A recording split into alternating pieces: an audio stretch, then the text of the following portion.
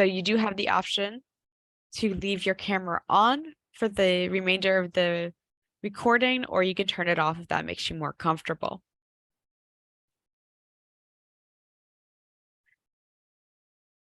At this time, if there are no other questions, we will officially get started on the first annual Vermont Water Safety Symposium.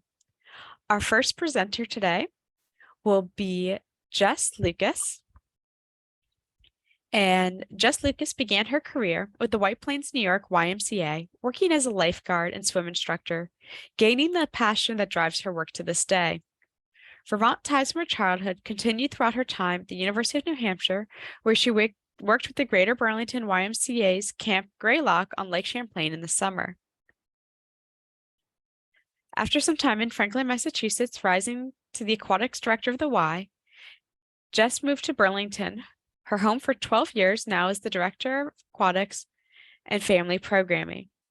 For most people, pools don't sound very interesting. For Jess, aquatics is a passion she's been chasing since she could swim at 2 years old, and for 18 years professionally. Spending this time learning everything there is to know about natatoriums, that's right, pools, is a path that she expected to be back on her childhood. Most recently here in Vermont, Jess landed the opportunity to focus on community. From how to schedule a staff of 90 full and part-time leaders, giving high schoolers their first jobs, balancing chlorine levels, and singing Wheels in the Bus to 6-month-olds is all part of a day's work. Preparing families to enjoy water safely 12 months out of the year, teaching CPR classes, collaborating with other local entities such as the cities of Burlington and Winooski and the University of Vermont Medical Center to provide free safety education classes, serving over 300 children a week in swim lessons, STEM programming, and dance lessons, is what drives Jess to live her dream. Jess is the Leadership Champlain 2020 graduate. So at this time, I'd like to welcome Jess and give her the opportunity to present. Thanks so much, Abby, and thank you everyone for being here today. I'm going to speak a little bit about our Water Safety Action Committee. This is the group that really is driving everything that we're doing when it comes to water safety in our states. Our action committee got started with a need from Safe Kids Vermont. Ooh. It's going really fast, Abby. Maybe you should control it because now I don't know what's going on. I did one click and it's just going. All right, let me see if I can back it up. Okay, thanks.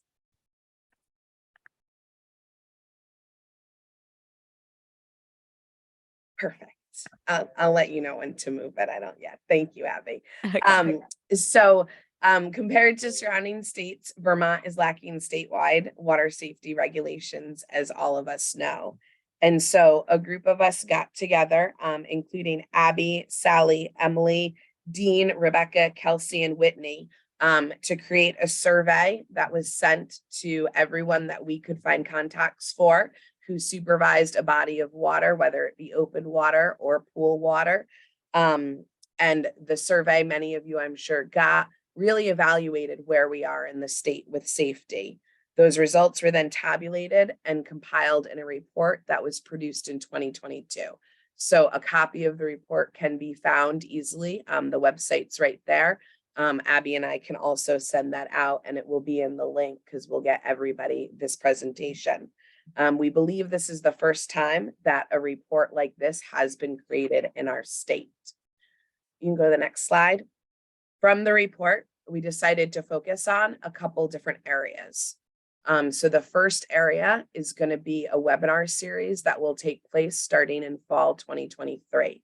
We're hoping to have a monthly or bi-monthly presentation that really focuses on water safety in our state. We're gearing this towards our professional development. And so at the end of this, there'll be a survey and we'll ask about various topics that folks are interested hearing more about, speakers to have in. I included this graphic here. One of our jobs in the Water Safety Action Committee is to continually have a conversation about translated materials and gaining water safety access to those who typically don't have access. Next slide. Another goal of the Water Safety Action Committee is creating work groups. We really want to progress the results of the report along. The largest outcome of the report was realizing that we need to band together and we need to get on the same page when it comes to water safety. So the various work groups are going to focus on funding, professional development, advocacy, and community education. Under funding, we need funding to continue what we're doing, to provide payment for speakers that we want to bring in, projects such as life jacket loaner boards. Professional development would include our website, webinars, various trainings to be offered. Advocacy is going to be at the state and perhaps the national level. For example, Vermont is one of the only states in New England that doesn't have a cold water life jacket law. And that's something that we really want to work at having in our state. And then lastly, community education to do conference and trainings. We just really want to bring everyone together, give everybody more education, because we recognize not only do we not have a lot in our state, but for us to gain that and for our teams to gain that, it also often means they have to travel out of the state, which is expensive to do. It's hotels, it's mileage. So the more that we can bring into our state, the better it's going to be for our facilities and our communities. Next slide. Another goal of the committee is to do a website. And so this website's going to launch in May of 2023. The goal of the website is to be accessible to everybody. And so we're currently working on a logo. And in the next slide, please, you'll see the beginnings of it. The goal is to have water safety resources for everybody, information about learning to swim. So directly, where can you get swim lessons for you and your family, as well as professional development for those in the aquatics field. Next slide. I spoke a little bit about a swim lesson listing. So this is the beginnings of it. Again, our hope is to just simply list everywhere people can access swim lessons all year, but also in the summer. So coming off of this call, as we do more research, feel free to reach out to me. Our hope is to list every single organization, every park and rec department that offers swim lessons at any point throughout the year. So that way families in our community and caregivers, summer camps, things like that have a place to go. Also, in addition, there's going to be a component that lists the health and safety classes offered. So CPR, first aid, lifeguarding, recertification, things like that. Next slide. Then when it comes to professional development, we'll have a list of what's happening in our communities. So as well as the trainings, other things that are going on. So for example, I've already listed today, I've listed some other things that are happening in the future where we're presenting, having conversations. So the hope is that this website really can bring everybody together and be a resource for everyone in our community, from aquatics professionals to parents. Next slide. So we're hoping that this group, many of which have already joined us on this journey, if you haven't, thank you for being here today. We really want to spread education about water safety in our great little state. Unfortunately, we all know the statistics around drowning are very high. And so we hope the more that we can spread word and keep people safe, we can lower that statistic. So we really appreciate you being here today. Thank you, Abby, for doing my slides. Thank you for sharing that update, Jess. So we'll move on to our next presentation.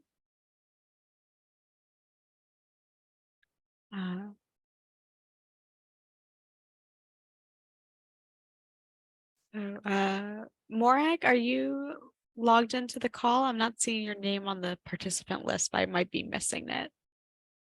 Oh, there she is. Perfect.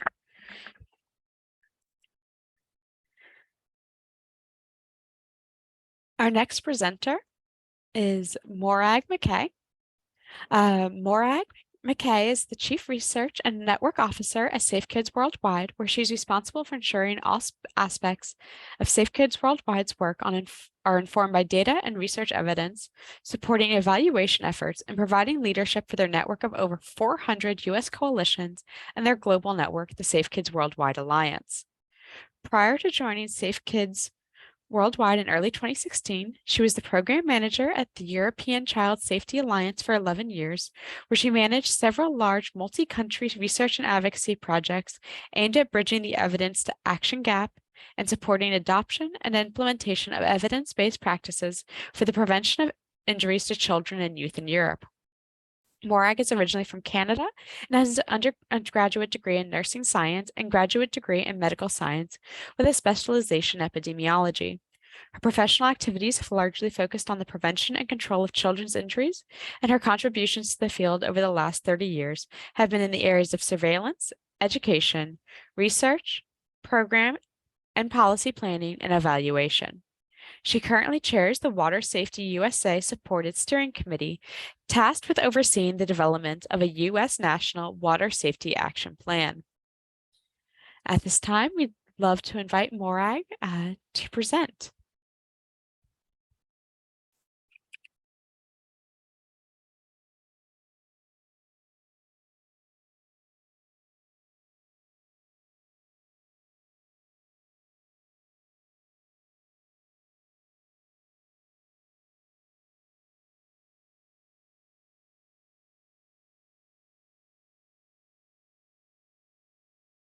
Hi, Morag. I believe you're still muted.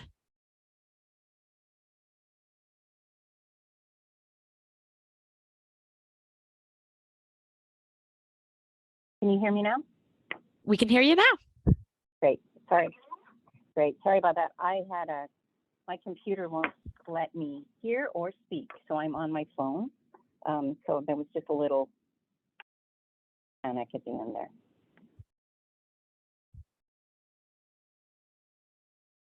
Perfect. Would you like to screen share your slides, or I gave you remote control so you can click through via my screen share? Let me see if I can figure out how to do it.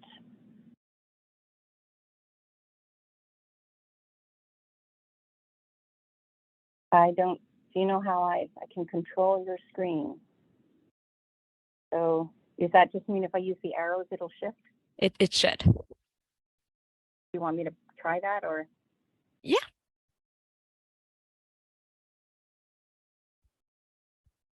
Nothing's happening when I use my arrows on my computer. Okay. Do you want to just tell me when to switch slides and I'll do it from my side then? Yeah, that's great. Thanks.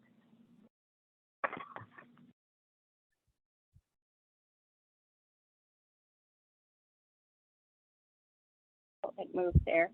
Did I do that or did you do that? I did that, trying to switch it back.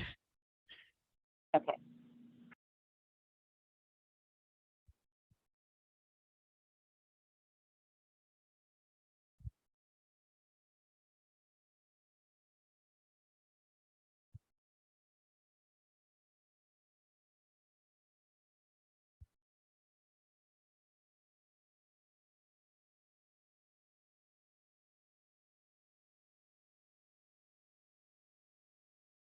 So whenever we're ready, we'll let you present, and just let me know when you want the next slide clicked on. Are you ready for me? Yep. Start now? I thought it was at 9:30. Okay, I'm ready to go. If you're ready for me to go. We're ready. Okay. Good morning, everybody. My name is Morag Mackay. I'm Chief Research and Network Officer at Safe Kids, but I've also had the pleasure of serving as the chair of the steering committee that's been developing the U.S. National Water Safety Action Plan over the last number of years. And I'm really happy to be here with you today at the first ever annual Vermont Water Safety Symposium to share about our process and how it may align with the work that you're looking at undertaking. This whole process actually was in response to a call by the World Health Organization, who made a call to UN countries to say, you know, you really should be addressing drowning as a leading cause of death within your country. And when we looked at it from a U.S. perspective, there are over 400 fatal drownings, and we don't do a good job of capturing non-fatal drownings, so we're not really sure how many of those there are nationally, but a rough estimate is it's sort of one fatality to 6 or 7 non-fatal, but again, that doesn't necessarily include saves because they may not be considered a non-fatal drowning, so we have some gaps in the data for sure. But one of the things that we do know is that it is killing over 4,000 Americans each year, and it is the leading cause of death for very young children ages 1 to 4, not leading cause of injury death, leading cause of all deaths. So we really thought it was important for the U.S. to look at doing a national action plan. So if I have the next slide, please. So what do we mean by an action plan? If you can hit again and get, there's a couple of visuals that will come up on this. So next, there we go. So it's really a strategic roadmap to help you get to the goal that you're aiming for. You can keep going, Abby. We also see a strategic plan like this as being a communications tool because it sort of helps inform stakeholders of a proposed direction. So it sort of gives the same point of focus for everybody to understand what it is we're trying to achieve and how we're proposing to achieve it. One more time, please. And it's also a collaboration tool because through the process, both at the national level and at the other levels where we're recommending this sort of planning take place, it really helps align, bring together stakeholders, figure out what needs to be done to lead to success, and often in a more timely manner than if everybody's just doing it one-off to themselves. Action plans are also considered one of the most powerful tools that stakeholders can use, particularly multi-sectoral stakeholders can use to pull together.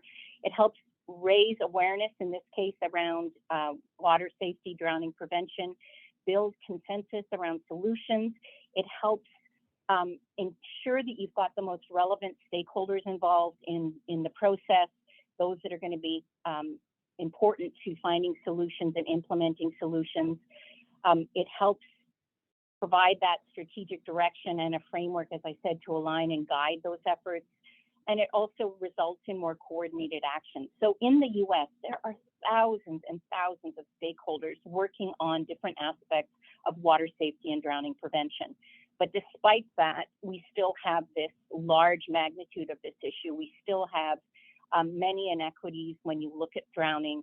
And so the idea behind this was, can we coordinate things and can we find a way to engage and encourage those many stakeholders at the different levels to collaborate and coordinate their efforts to have a much greater impact than if we all sort of continue to not be communicating as much as we might be. Next slide, please.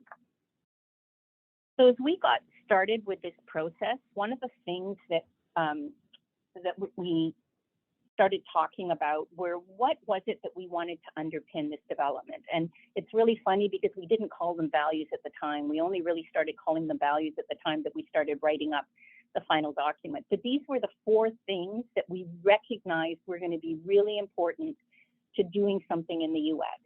The first was evidence and evaluation. There is fairly limited evidence around a lot of the interventions that we do with respect to drowning prevention, but there are some where there is good evidence to suggest that these should be areas where we focus, and where we don't have evidence, it's really important that we be evaluating efforts that are made so that we're adding to that foundation of evidence that is supporting all the work that we do.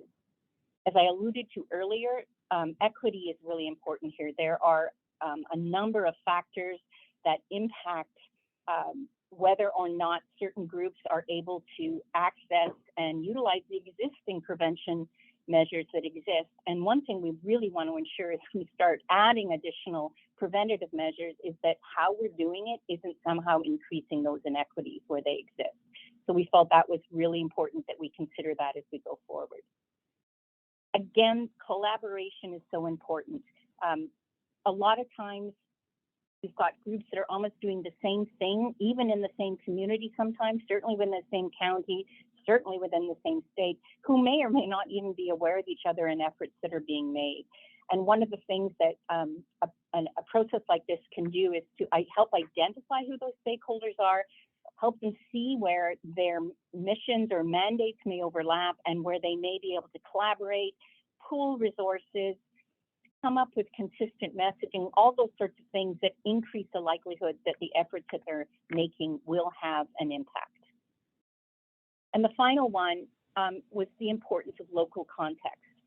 And that, from the beginning, we saw as important, but as you'll hear in a few minutes, we realized partway through our process that this was even more important than we thought. So when I say local context, I'm not talking local in the community sense, I'm talking about in your jurisdiction. And if your jurisdiction is a state, so be it. If it's a county, great. If you are doing something at a local level or community level, I should say, then that may be your local context. But the reality is this country is huge. There are many, many different types of water that result in drowning depending where you live. Do you live on the coast? Do you live inland? Are you an area with lots of lakes and rivers, or is it fairly parched? Do you have canals? Do you have ponds are the thing in building development? So what is your water? And so thinking through what your local context is partly what is your waterscape, but it's also who is the population in your local area, and in particular, the groups that seem to be being most impacted by the drowning issue. So thinking through and finding data to look at that is also important. So those four things really underpinned what we were looking to do. And we started out as a subcommittee of Water Safety USA, which is a roundtable of longstanding national nonprofit and government organizations with essentially a mandate to look at water safety and drowning prevention. But very quickly in the process, we realized that a number of stakeholders were seeing this as the Water Safety USA plan, and we were like, no, this is a US plan. We're looking more broadly than just at these partners. So that's when we sort of stepped away and became arm's length on this. Next slide, please. The process that we've gone through, and I'll talk a little bit more about some of these pieces, but essentially we said, okay, first of all, we got to figure out what our scope is, and we want to select a framework that supports both the development of a national plan in a country as large and diverse as the US, as well as a framework that supports implementation. We recognized that we wanted to establish and build collaboration into the plan development, so we looked to establish some multi-sectoral working groups who would develop action recommendations and also identify where we had key evidence gaps. And along with that, we started up a communication strategy at that stage to begin to engage stakeholders so they understood what we were trying to achieve as we move forward. Once we had those recommendations, in stage 3, we did a series of stakeholder surveys and convened a high-level expert panel to help us finalize some aspects of the plan. And then stage 4 is to launch the plan with guidance and tools to support implementation. Let's get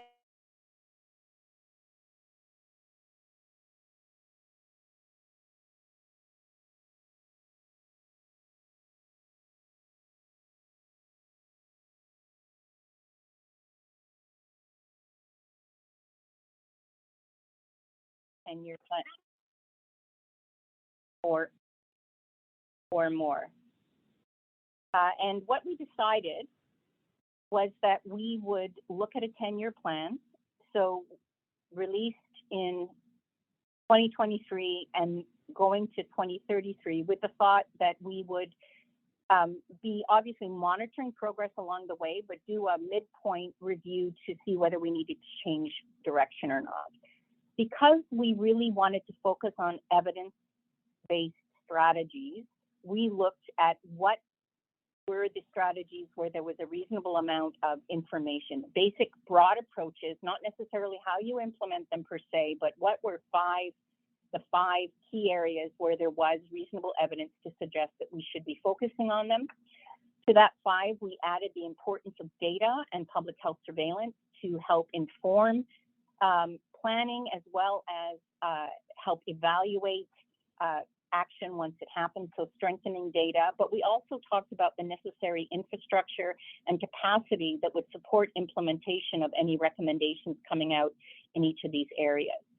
So again, the 6 working groups were data, public health surveillance, life jackets, personal flotation devices and other flotation, water safety, water competency and swim lessons, supervision lifeguards, rescue CPR, and barriers, entrapment, and electrical safety, with that latter one really referring more to the pool environment, but not necessarily entirely. So the thought behind these was, we know that there is evidence to support these particular strategies, but what do we know about them? Where are they happening within the US? What research data supports them? What are different ways people have tried to introduce them or enhance them, and try to pull all of that information together was where we decided to bring in those multi-sectoral working groups. Next slide, please. The idea with identifying a framework is to kind of have a structure that's going to underpin your development and your implementation. You know, and as I mentioned, the size of the US, the multiple jurisdictions involved, the fact that in this country, and even when you look at what we know about what prevents drowning prevention, most of the action would not be happening at a national level. Some of it would happen probably at a state level, maybe some of it at a county level, depending on how services and activities are organized in a given jurisdiction, and then obviously a city or a community. So we started out with the idea that based on the evidence that we had and looking around at what was happening through those situational analyses, that we would be able to identify what a model water safety state or a model water safety county or community would look like, and could make recommendations for them to get there. At the same time, we recognized that there was national level action that would support the efforts at those other levels and increase equity and the likelihood of success across the country. So if we developed some national level minimum standards, so that it didn't matter where you got a swimming lesson, there were minimum standards for providing swimming lessons that were developmentally appropriate, et cetera, et cetera, et cetera. But at least it was laid out that at minimum, these are things that you would like to see happen. So how they teach, where they teach, all of those things, completely flexible, but we would have sort of like a best practice or minimum standard that would increase the likelihood that it didn't matter whether you lived in New Mexico or Vermont, but there would be some similarity in terms of minimum standards. Also guidance around things like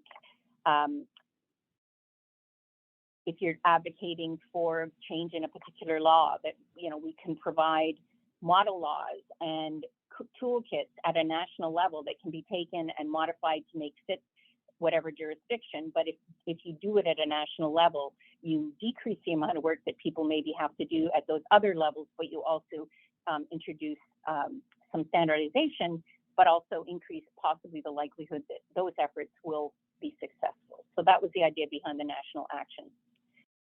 So great idea, model-based. We were so excited about this idea. When we actually got into it, we recognized very quickly that context and hazards in jurisdictions vary so much that, other than high level saying you should really be thinking about these 6 broad areas, it really was going to depend on the local context, the waterscape in each region, who the players were in each region, what activities were already in place in each region, because they were going to be responding to that local context, not necessarily a model that we laid out.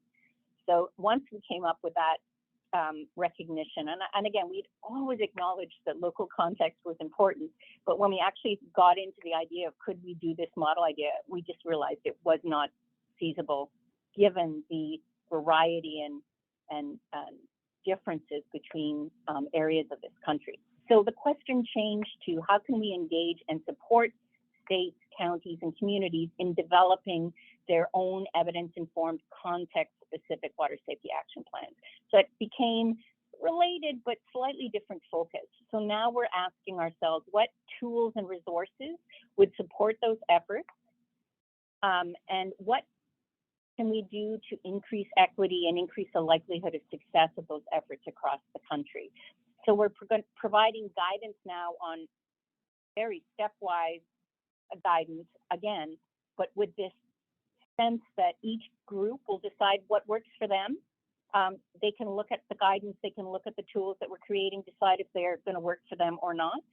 So this is very flexible, it's not prescriptive in any way, but we're just looking at what we can do to help support those jurisdictions in looking at their own context and deciding what they're doing, where the gaps are, and how they might fill those gaps. Next slide, please. So we went into a process that we thought we could complete in 2 years, and we are 4 years now, or almost at 4 years. And part of that is just that all of this has been done by volunteers. So everybody on the steering committee is volunteering their time, or their organization is volunteering their time to this effort. Whether it was working group co-chairs or working group members or individuals that participated in the stage 3 where we had some stakeholder engagement, everybody has basically volunteered their time to this process. And the biggest slowdown was in trying to do that situational analysis and come up with action recommendations, identifying gaps. It just took longer than anticipated, and that extended the process for us.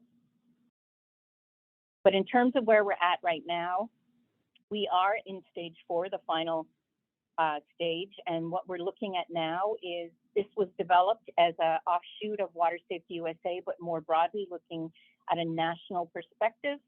So we want to formalize the U.S. National Water Safety Action Plan in some way so that there is support to go forward with some of the activities we want to do to support broader implementation and then monitoring over the next while. We anticipate an initial launch spring/summer this year, followed by launch of further guidance around implementation later this year. And we're hoping to have the formalization complete as well by the end of this calendar year. Next slide, please. So what is some recent progress that we've made, or to give you a sense of where we're at? The working groups came up with more than 100 action recommendations, as well as dozens of gaps where there was just not enough evidence right now for a recommendation to be made, and those gaps in the evidence will go out as recommendations for further research. Once we had those recommendations, we took them through an external expert review prior to launching 2 stakeholder surveys, which happened earlier this year. One was for individuals and one was for organizations. We had over almost 400 individuals from 48 states participate in the individual survey, and 175 organizations representing 40 states participate in the organizational survey, and we were pretty happy with that. And then in terms of the organization, something that also we were very happy to see was that about just over half of the organizations that responded were at the local level, about 12.5% at the county, 12.5% at the state, and 18% at the national level. And just given where most of the work occurs, we were really happy to get that feedback from the local level as well. So the stakeholder surveys basically consisted of all of the action recommendations that we had at that point in time, asking people to indicate whether they agreed with the recommendation, and then also whether they felt it should be included in the plan.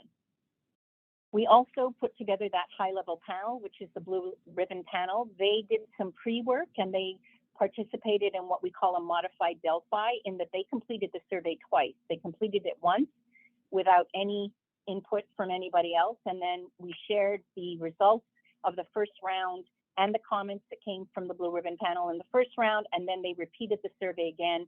And it's just a method to try and sort of slowly build towards consensus on particular answers. The steering committee took the results of that process along with the individual surveys, where there was feedback on wording, and is there a gap here, and yes, we think this should go in and not go in. And in the end, had pretty clear direction on the majority of the recommendations, but there were 23 that required further discussion. So that happened at the first Blue Ribbon panel, and they came out of that meeting with recommendations on how to move forward with those 23. And our second meeting really talked about some cross-cutting issues or things that weren't specific to a given recommendation, but were things that we really needed to think about as we put out this initial call to action. So those issues were balancing between aspiration and practicality. So it's like, do you set the bar so high that people go, well, we'll never get there, or do you try and be practical about it? And the discussion that happened, the result was we should really go where the evidence is. And so if the evidence says this would be best practice, that is what we should be laying out in our recommendation. Understanding that, for example, in things like setting legislation, you may have compromises that occur along the way between where you set up what you'd like to achieve and what finally gets passed as a bill in whatever house. So we thought start high and it will end up where it ends up. We talked about ensuring equity and that whole issue of the fact that we've got existing inequities, and that's not just race, that's socioeconomic status, that's the rural versus urban situation. There are many factors that impact whether or not individuals are able to be safe in the water and have access to some of the interventions that we know will reduce their risk. So we wanted to ensure that we talked about that broadly, but then there was also discussion about ensuring that as we're putting these recommendations out, ones that very much would impact inequities, that should be addressed within the information that is provided around those recommendations. We also talked about how we engage stakeholders going forward and keep them engaged. And we also talked about how we monitor something as large as the National Water Safety Action Plan and what would success or progress look like along the way. We also talked about national implications. And as I alluded to earlier, those are those things at a national level that would potentially support implementation at the other levels. So, coming up with some guidance around data. So what is a minimum data set, or what are operational definitions, or guidance on how to assess challenging issues like measuring drug or alcohol use as it relates to drowning prevention, and who are the stakeholders that need to be educated in order to make those sorts of things happen. So that's just one example of national implications. We're done a final review of the recommendations, and we're in process of drafting that initial plan document. But the call to action is really around each jurisdiction doing their own reflection on their own context and deciding what they should be working on going forward. So we're also developing some guidance on doing a situational analysis right now as the first half of that process. And then we're looking at planning the launch for later this spring, summer. Next slide, please. Other anticipated deliverables beyond the initial document, another document that lists out the national implications that we'll use to take to national level organizations to encourage them to take action is this resource providing stepwise guidance. And then later this year, second resource that we'll pick up at the end of the situational analysis and take people with stepwise guidance and tools to get them through an action plan development. We're also in the process of developing the recommendations. We have a wealth of information on each of the recommendations. We have information like the underpinning evidence, the rationale for why it was put forward, implications for implementing it, what are potential barriers and facilitators of implementation, and all of that is being pulled together into an online resource that will be searchable so that when people get into the point of their planning stage that they're interested in looking to see what would be recommended around a particular situation, they'll be able to search in various ways to find action recommendations that align with what it is that they're looking at.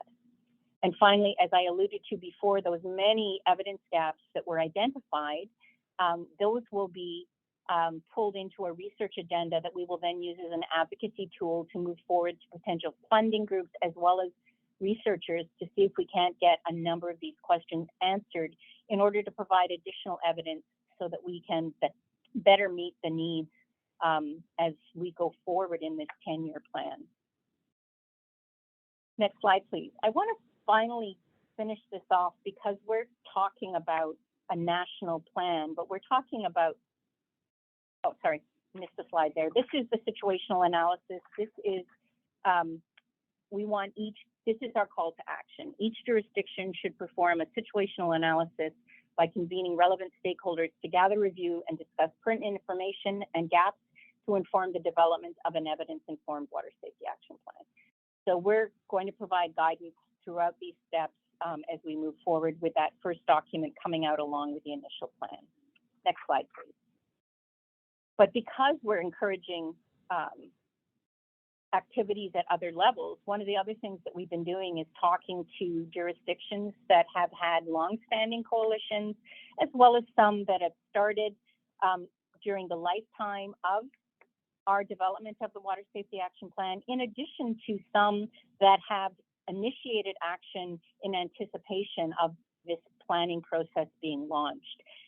It's been really positive to see both existing coalitions who've had long-standing activities going on saying, this is wonderful, this is a refresh for us, we're going to stop, we're going to reflect on what we've done, it's going to help revitalize our coalition, this is great. But it's also been great to see groups that have not had any sort of organized task force or coalition for their jurisdiction begin to pull together those stakeholders and start to think about what they might do. So I wanted to share a couple of examples with you. Next slide, please. One is the Water Safety Task Force in Metro Chicago that actually formed at the same time or just a little ways into our process. So they've proceeded because we took a while to get to where we're going to get.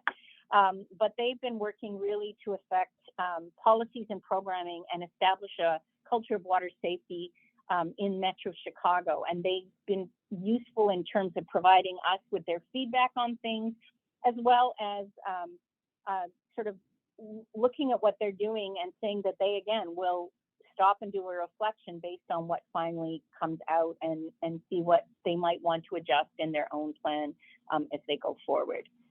Another one that is recent is, next slide please, California Water Safety Coalition. This is a statewide coalition that was launched in 2021. They initially focused and aligned with the same 6 areas in the National Water Safety Action Plan, but as they had discussions and looked at their local context, they decided they wanted to split things up differently. And we were so excited to see that because that is sort of exactly what we're looking for. Take the information and the framework that we're putting together, but then make it work in your own jurisdiction, because the only way it will work is if you make it your own. So that coalition is now serving as an umbrella group for drowning prevention and water safety organizations to collaborate around some areas that they've identified. Their framework, rather than talking about the 6 issues, sort of breaks things up a little bit by setting, and considerations by age group and a few other things, but they really see it as being the tip of the spear for applying and implementing what will eventually come out of the National Action Plan in their state. So they have been having a series of summits over the last number of years, getting ready for this, and they're at a point where they've developed a framework and are launching a framework that will then move from sort of the information and data that they've been gathering to actually looking at what actions they want to take to address the issues in California. And if anyone's interested, I'm happy, I can forward the website for them and you can see what they've been working on. But if you just search on California Water Safety Coalition or the Metro Water Safety Task Force Metro Chicago, you'll see lots of information on what they've been doing. Next slide, please. So I was very excited to hear that Vermont was pulling together stakeholders to begin to look at this issue. And we are happy to support you in any way that we can. And I'm happy to answer any questions at this point in time. Thank you. Thank you, Morag. If any of the participants on today's call have questions, feel free to put them in the chat. Or if you'd like to raise your hand, we'll invite you to unmute and ask your question that way.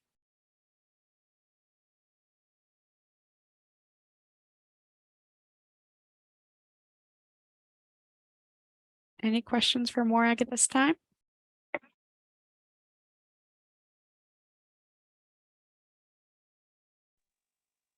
This is Annie. I just want to say thank you so much. That was very thorough and it was great. Thank you. You're welcome.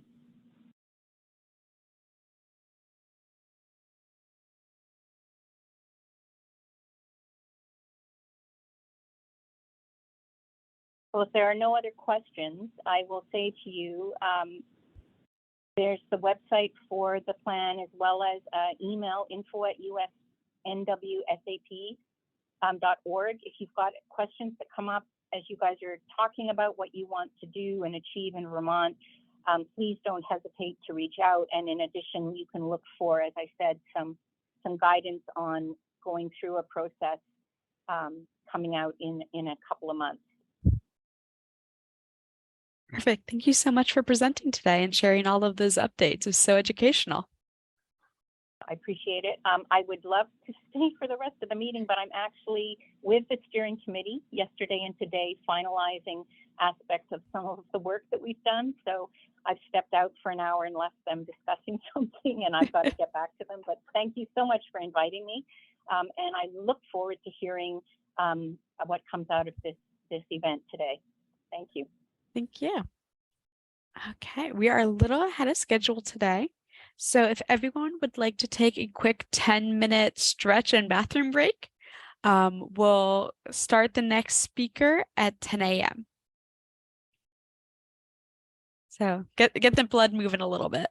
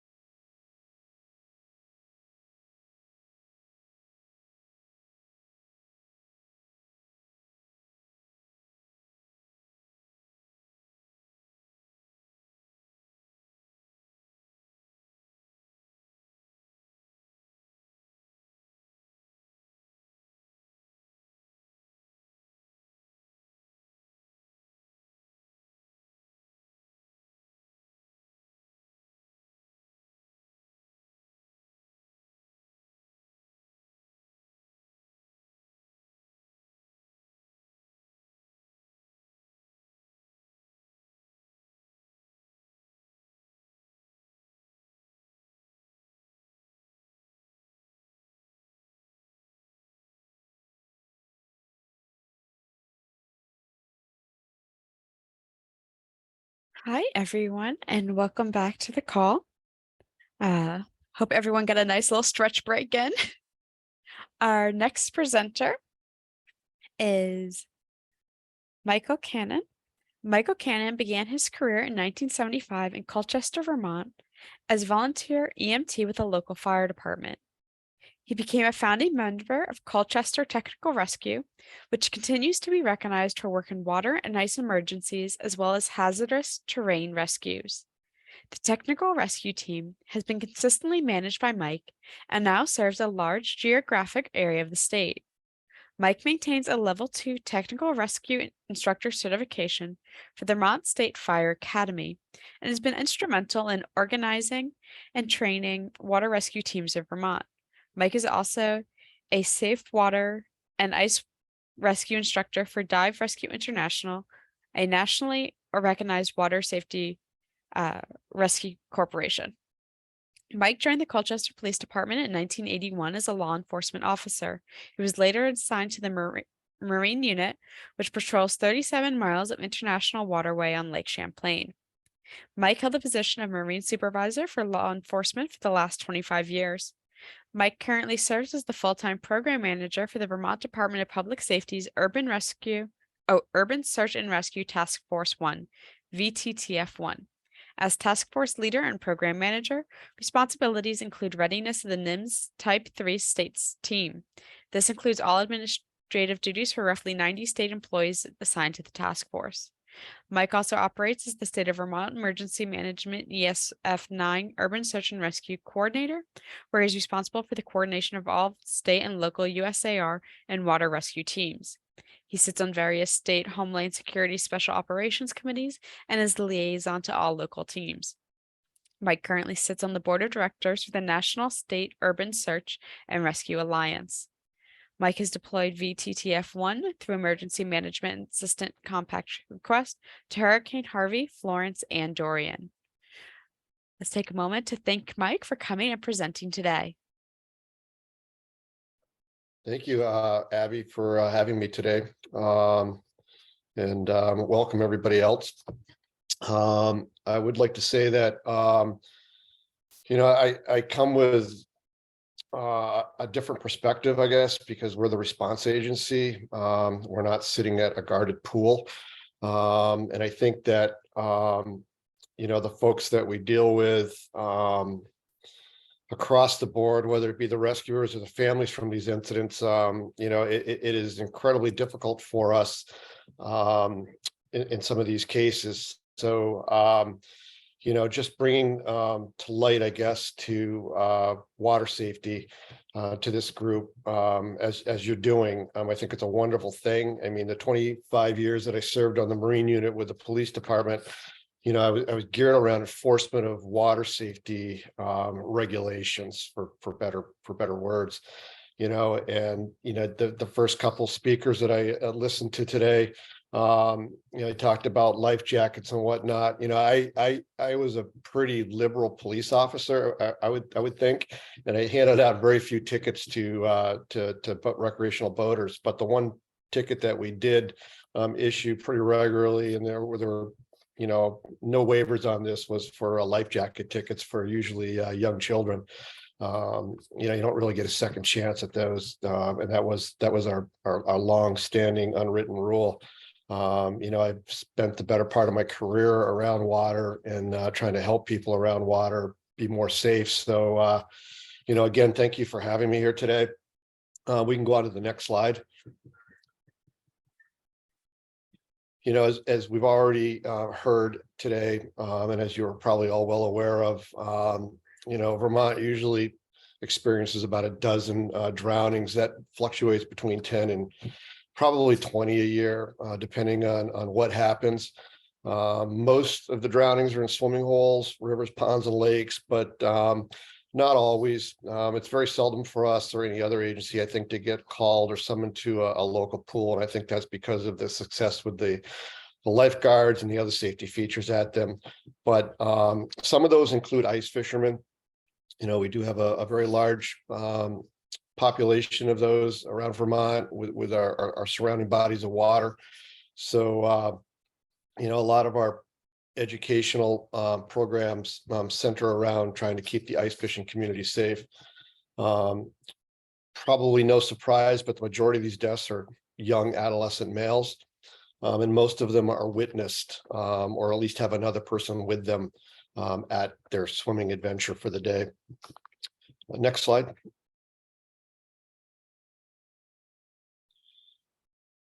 So, my history with water rescue goes back to about 1988 or 89, with the formation of our team in Colchester. But it was spotlighted, I think, in 1992 with the death of a Vermont State Police diver at the Huntington Gorge, trying to do a recovery on a victim that had been lost there 2 days prior. And our team was there, Colchester Technical Rescue, 2 days prior, and our team had difficulty, and we ended up injuring 2 divers trying to successfully recover that drowning victim.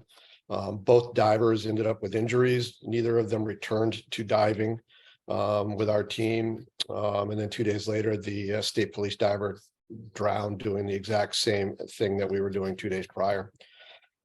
So, that was a wake-up call to us. Our team shut down for about 2 years to try to figure out exactly where we wanted to be and what we wanted to do. We were no different than any other team in the state. We had very, very limited water rescue capability.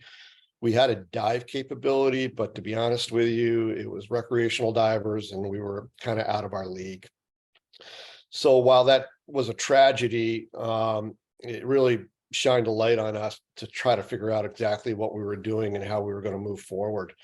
My queries at those times found out that, most agencies in the state of Vermont had limited or no water rescue training. There was no standardization of equipment, no type of identification anywhere across Vermont on what was available to respond to this type of these types of incidents. I had never been to the Huntington Gorge. That was my first trip there in 1992. But no type of hazard identification with these swimming holes or any type of other hazards that people had in their backyards. And then as we began to look at it in 1992, there was no standardized water rescue training anywhere across the United States for first responders. So, I'd like to think that we were really behind, the 8 ball, so to speak, but in reality, we were right where everybody else was in the United States. We're dealing with water rescues. Next slide.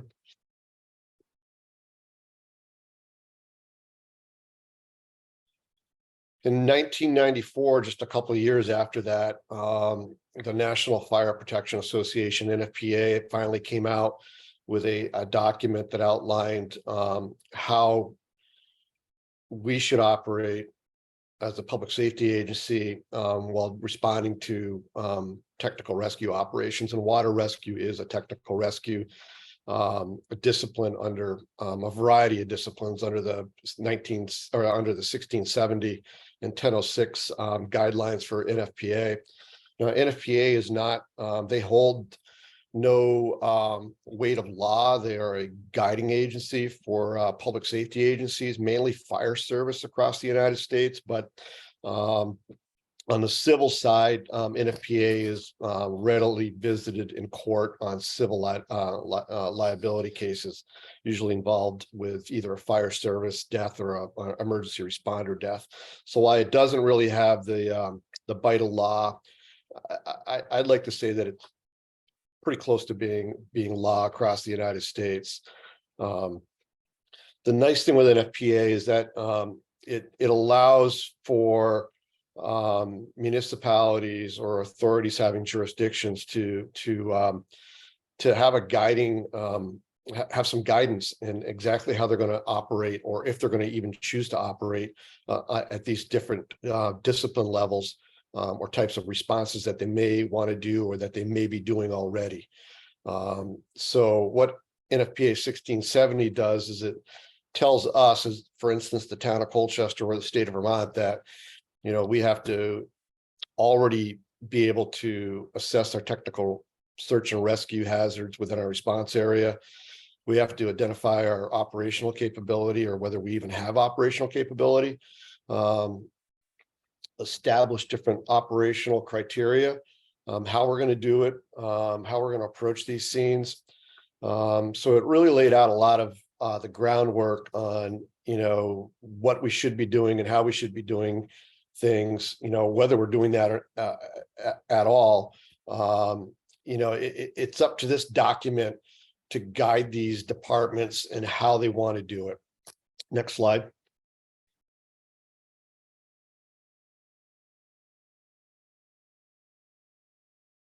So any agency, whether it's EMS, law enforcement, or fire service, or any other public safety group that might respond to any type of these technical rescue incidents, the document outlines what your minimum level of capability should be. And again, they talk about the hazard identification. So, Huntington Gorge is a great example. The local fire departments and responders down there should have already had a plan for identifying Huntington Gorge as a hazard, and spread the wealth of that hazard out with other communities that might be on their mutual aid plan. That was never done in 1992. Risk management. What are the risks with water rescue? They're incredibly high in my world. They're very low. They don't happen very often, and the risk that we encounter at these events is extremely high. 1670 also tells us that, we have to have a certain level of training for these people. And they can be from awareness to an operational level and up to a technician level or even a specialist level. And it also tells us that we have to know what our internal, external resources are. So again, going back to the Huntington Gorge, I'll use Richmond Fire Department as the example, is that they should know what their internal capabilities are and what they have available for resources, but they also need to know if they're relying on an external resource, such as in that case, which was Colchester Rescue, what their resources were. Next slide.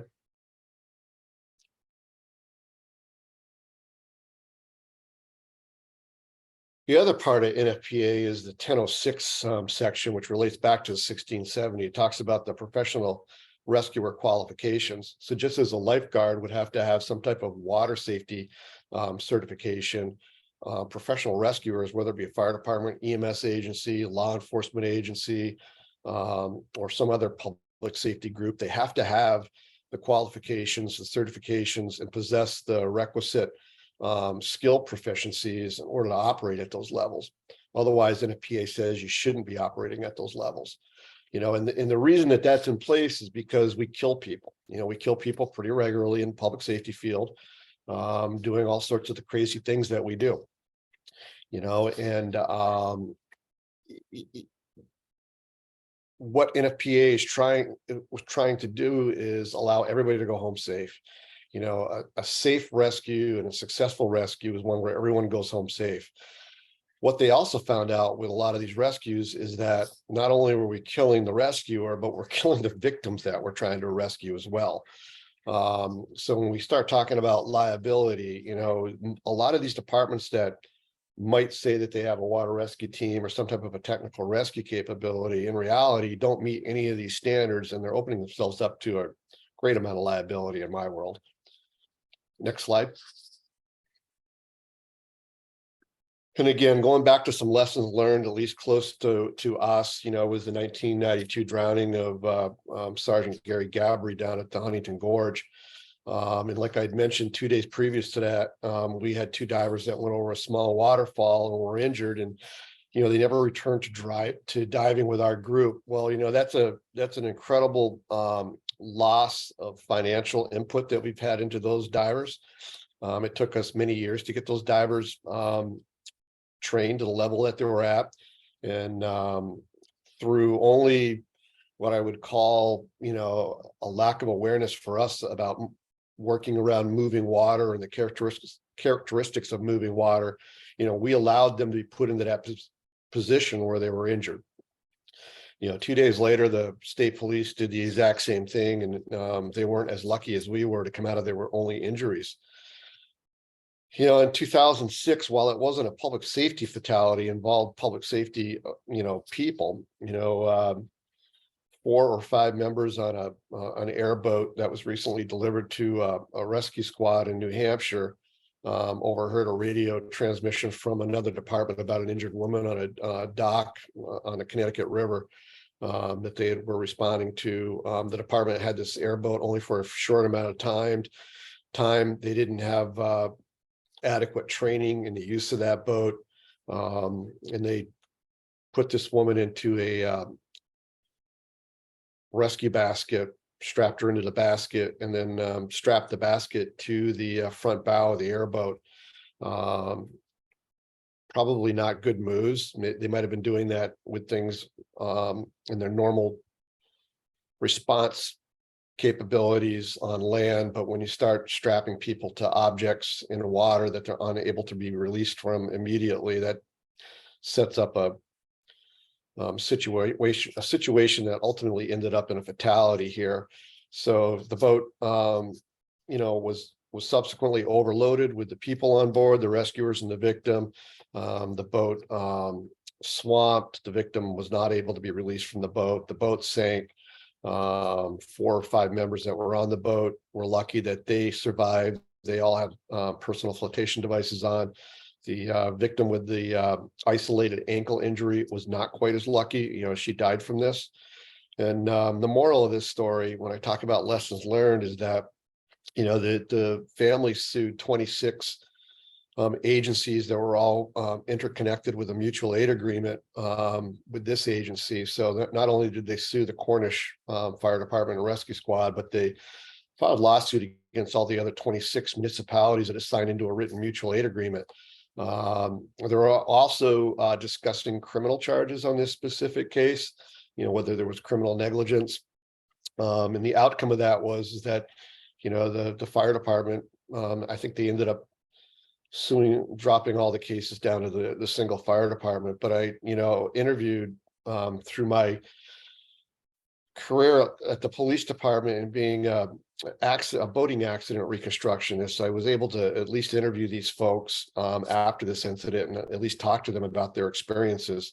And one of the people who were one of the officers on the rescue squad or the fire department that made the decision to purchase this boat was piloting the boat that day. He lost his business that he had on the side. I think he lost his house. So when we think about the civil liabilities that we are all susceptible to if we don't do things correctly. So these are lessons learned. Next slide. Again, they're really tragic when a public safety person loses their life, or even worse, when a victim loses their life once they're entrusted in our safety. But again, what is nice when this happens is that we do after action reports. There are, in-depth, transparent investigations that take place, and hopefully, recommendations for improvement so that we don't do these things again. Next slide. So after the Huntington Gorge incident, it was a passion of mine because I was at that incident. I was there for both those cases, both with our divers and when the state trooper drowned 2 days later. I took it upon myself to basically try to figure out where we are, how we can improve ourselves. We had a pretty robust water rescue team, I thought, in Colchester at the time, but in reality, we were just pretty much flying by the seat of our pants. So I took it upon myself to meet with a lot of the leadership at Vermont Emergency Management, who helped us get out the door, and they relied on us a lot in order to respond to a lot of their needs that they had with floods across the state. A lot of this was financial constraints that we had on ourselves because we weren't a well-funded team, even though we were owned by the municipality. A lot of our equipment was purchased by the members, and some of it came through donations. So, we went to emergency management, discovered that there was a very little used statute that required the state to basically contract with agencies to come on board and to help them in time of need, and basically cover all our operational costs. So through years of working with emergency management, we're able to come up with a written policy through them and a plan and agreements so that we could get some liability coverage as well as some financial reimbursement on a lot of these incidents that we were responding to. Next slide. And in 1995, we signed our first agreement with Vermont Emergency Management with these 4 agencies that all had some type of water rescue capability. And these were teams that the state was reaching out to in time of need, but they were not having any type of liability coverage or any type of reimbursement. They were doing it on onus. And a lot of these teams were being called to some pretty technical rescues in some of these local swimming holes and rivers. Next slide.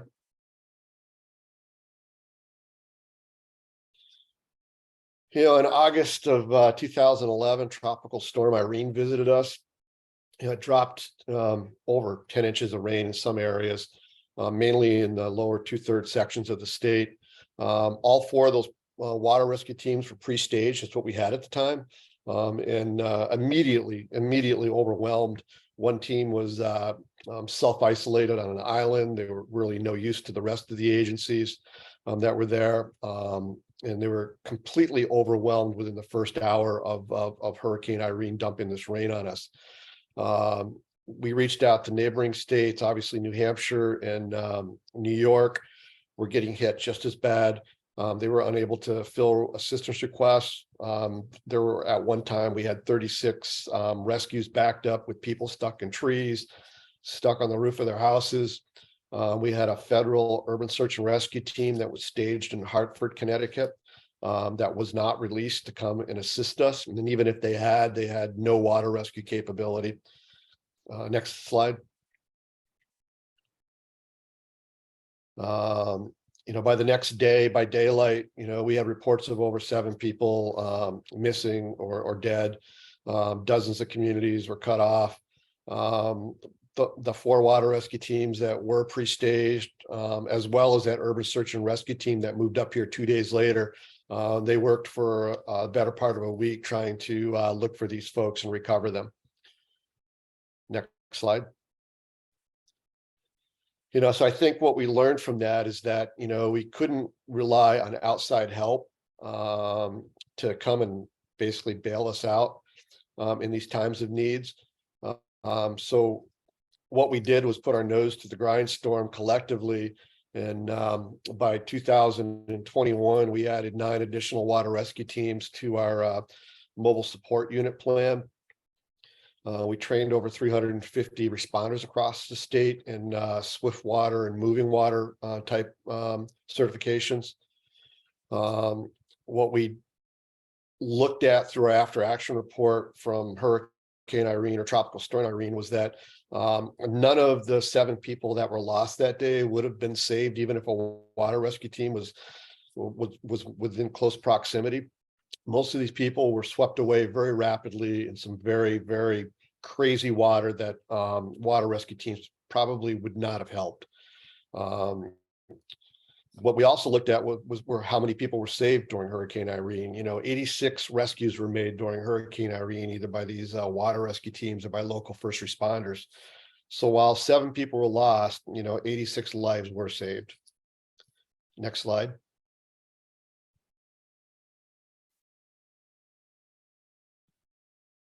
In 2014, there was a group of stakeholders across Vermont, a lot of water rescue teams of some of these 9 or 11 water rescue teams that we had at the time. And we also had a couple small technical rescues that had some other capability, whether it be a building collapse or a confined space rescue. And they had been working collectively behind the scenes with the water rescue teams to try to formulate some type of a more formal technical rescue team, larger technical rescue team in the state. And what we were trying to do was mirror the federal system where we would build a smaller federal urban search and rescue team in Vermont. It would be a state sponsored team, and it would be framed around our hazards. There are 28 federal large urban search and rescue teams in the United States. They all have, they all go out the door with about 90 people and they staff about 270.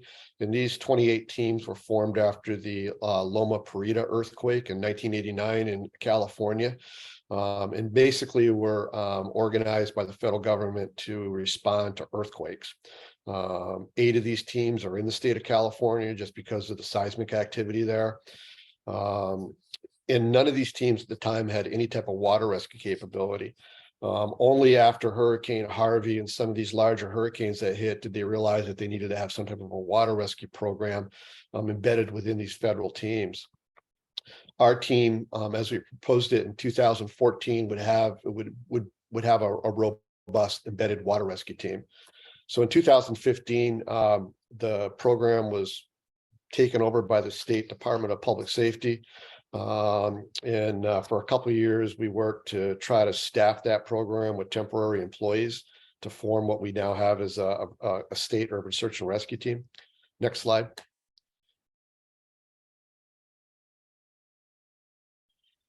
So today, at least on the water rescue side of it, we have 11 mobile support units. Each of these teams are typed through the National Incident Management System typing. So when we talk about that, they're ranging typing from a type 1 to a type 3, a type 1 being a 16-person swiftwater team that would go out the door with 4 boats, can work in some pretty nasty conditions for up to about 14 days. And they range down to a type 3, which is a 6-person water rescue team that can go out the door with 1 boat and has limited water rescue capability and can work for probably 12 hours. So we have 11 of these located geographically throughout the state. Each of the teams participate annually. They're vetted for their training is vetted each year, and swiftwater and flood and moving water boat skills. I, as of 2020, kind of coordinate these teams. I serve as the vetting person. We contract with an outside swiftwater instructor to come in and actually vet these teams annually with in-water skill assessment. And each year they have to sign a written memorandum of understanding with Vermont Emergency Management under the Department of Public Safety in order to continue operating as a tool in our toolbox to reach out to them in time of need. A part of that program is that we provide them with boats, motors, and trailers at no cost to their community. And we enter into a separate licensing agreement with them so that they can have that equipment, they can use it every day in their community, and they can also bring it to the state if the state needs it for a much larger response. Next slide.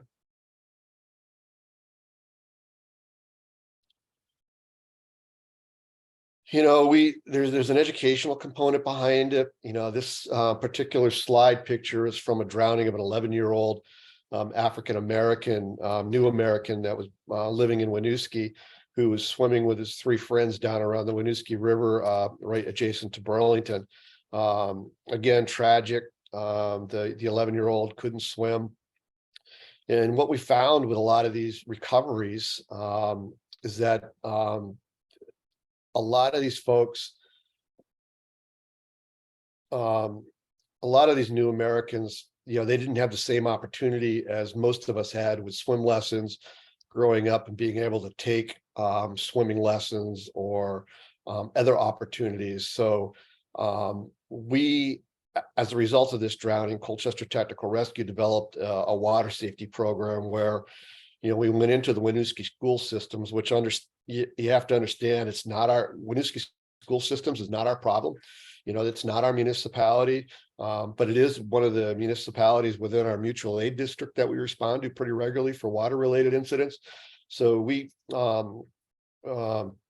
went in there as a partner with Winooski School District and the school resource officer and presented a week's worth of water rescue safety programs to the school district through I think it was grades 1 through 6 or 1 through 8, and did that over a week's time to try to at least make them aware of the hazards. Increased signage was put up in different languages around the Winooski Falls area, Salmon Hole swimming area, to try to better educate the different, demographic groups that we had in that area to the hazards, particularly associated with the Winooski River around that area. So, I'd like to think that we've had some success with that. We haven't been called back down there since that drowning. We also provide that program to the Colchester schools. We had at one time a pretty robust ice safety program after a couple of tragic ice fishermen drownings on Mallets Bay. That occurred in 1989, and after we started that program, knock on wood, and I hate to say this, we haven't had a ice fisherman drown again in Mallets Bay since then. The police department, fire department, and Colchester Technical Rescue were pretty active with messaging, media messaging when the ice isn't good. So I'd like to think that we've had some success with some of the educational programs that we've tried to do. Next slide.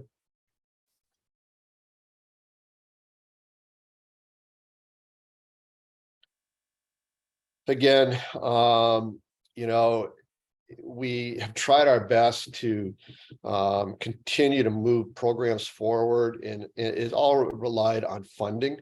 A lot of this is based around funding, but we are bringing additional water rescue teams on. They're being vetted as we speak. We have a 5-year Homeland Security grant funded program where it is allowing us to purchase 20 rescue boats, 20 outboard motors, 10 double stack trailers. These will all get issued to other teams across the state. This will probably continue for longer than 5 years. Homeland Security has identified this as a high need program. As we speak, I think there's 10 or 11 outstanding presidential declarations, federal disaster declarations in Vermont. And all those, with the exception of one, as a result of flooding or some type of a storm-related flood disaster with the state. So flooding is our number one headache in Vermont. I would expect that funding to continue well after 2024 training needs. Next slide. Again, we are trying to be as active as we can with education. Usually after a high profile death at one of these swimming holes, we try to do as much media education as we can. Colchester Technical Rescue has partnered with the Vermont River Conservancy to try to promote educational awareness around the holes that they are responsible for, which is mainly the Bolton potholes in Huntington Gorge and Richmond. But again, this sign for the Bolton potholes, it needs to be updated. Last year we were there to increase that death toll there to 5. You can only educate the public, I think, as best as you can. These signs are well posted on most of these swimming holes as far as the dangers, but we still go there, unfortunately. But we still continue our outreach with local schools and some of the outing groups. And it's usually centered around, somebody dying at one of these holes. And then there's a flurry of interest in trying to prevent this from happening again. But we are here, we are not only responders, we try to do as best as we can with the educational side as well. But there's only so much time in the day, and there's only so many people in the state to be able to get this information out. Thank you.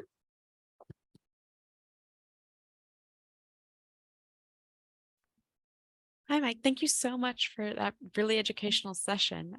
We'll now open it up to questions. You feel free to put them in the chat, or if you'd like to unmute to ask, that is also an option. Jess. Mike, I can't say thank you enough. I learned a tremendous amount, and getting this group together. I hope that we can support you, so that way you and your teams don't need to show up, right? Like that's our ultimate goal, is the education. So in thinking, you shared there's pools which can only do so much because it's applicable, but it's not. But I do think it's our job. There's not that many of us indoor pool facilities to educate what happens in the summer, because we do have such an outdoor community. So as indoor facilities, but then also outdoor facilities, our Park and Rec Association facilities, if you could tell us one thing that we should all be educating our community, our families, our children about, what is that one thing? Because to your point, there's only so many people, there's only so much time in the day. So what's the one thing we need to be sharing? I've had this discussion with the folks over at Colchester Parks and Rec many times, and probably not lately. But I think the lifeguards, and some of the summer camp groups, they've got a collective audience, right? They get these small kids at an impressionable age, I think, in groups, and I think that they can offer them some of the things that I talked about. Don't go to the Huntington Gorge, don't go to the Bolton potholes. Yes, it may be enticing, but danger lurks there. And I can tell you that most of the deaths at these swimming holes, they're not intentional. These people aren't really doing well. I shouldn't say. Some of them are doing some crazy things, but the majority of them are not. They're accidents, and a lot of them don't contain alcohol. A lot of them don't contain drugs. And a lot of them are just people that aren't aware of the risk of this moving water. This slide is a perfect example. That white water is all aerated water. Even for a trained rescuer with a life jacket, it's not going to support us with a life jacket on. So for a strong swimmer to go in something like that, they might think their swimming ability is capable of dealing with that, but in reality, even as trained rescuers with proper flotation, it's difficult. And we are, the folks I deal with, all the folks are great. We are crass, we're jaded, we go to a lot of emergencies, and I don't want it, a lot of it is the way that these people deal with the tragedy too. It's not comfortable to pull an 11-year-old kid out of a river. And we joke about it. We say things that, well, we deal with it however we deal with it until it sits in our brain and goes away, and it never really goes away. It finds its place there and it stays, and we deal with it. But I guess, where I'm going with this is that, the number one thing we hear at all these drownings that we show up at is that, well, they were strong swimmers. Well, they're really not strong swimmers. And I think that if we're able to reach out to these summer camp groups, Parks and Rec groups, and the lifeguards that are doing the swim classes with these kids, and tell them about these hazards at these other places, I think that we would do ourselves a lot of good. Like I said, we don't see the drownings at most of these swimming pools because they're guarded, right? And you have safety places, safety features in place. And the lifeguards do a great job. And there are all sorts of safety things there for us not to have issues, or potentially not have issues, but all risk are off at these non-guarded beaches. And there are plenty of non-guarded beaches in the state. And I always used to say that we've never been to a drowning at a beach, but lately we're going to drownings at beaches. We've been to a drowning at Oak Ledge. We've been to drownings at Red Rocks. So those other beaches that don't have lifeguards are there, and they don't have the hazards as we see at Huntington Gorge or the Bolton potholes or down in Saxton rivers, but they still have hazards. So I think being able to hit these groups collectively, as the kids are at an impressionable age, I think it might do us some good. But I may be living a dream world here, No, I don't think you are. We in conjunction with the city of Winooski for years now have offered some free swim lessons in the summer. Ray mentioned the success of the city's group last year, and the goal is to get them before they leave elementary school, to your point, an impressionable age, and just say, listen, don't do it. Certainly don't do it alone. And here's why. And so you're not wrong. I mean, it was really hard for us to be able to produce product to go into the Winooski school system for a week. I mean, it's just, we're a volunteer group. I'm paid, I was even paid when I was on the police department. So it was easier for me to try to get that product out. Our agency was very supportive of public education, but it's really difficult to produce the product without funding to get it out to these groups, and I'd like to think that we did some good with going to the Winooski school district and getting that out because of just the diversity there and the language barriers there. It had to be done, right? It really had to be done. And, does it need to be done again? Absolutely, it needs to be done again. But it's not going to be done again unless there's another tragedy. It needs to be put into some type of a curriculum development program. And I use Winooski as example, only because they've got a pretty diverse population there, and they've got a big hazard with the river.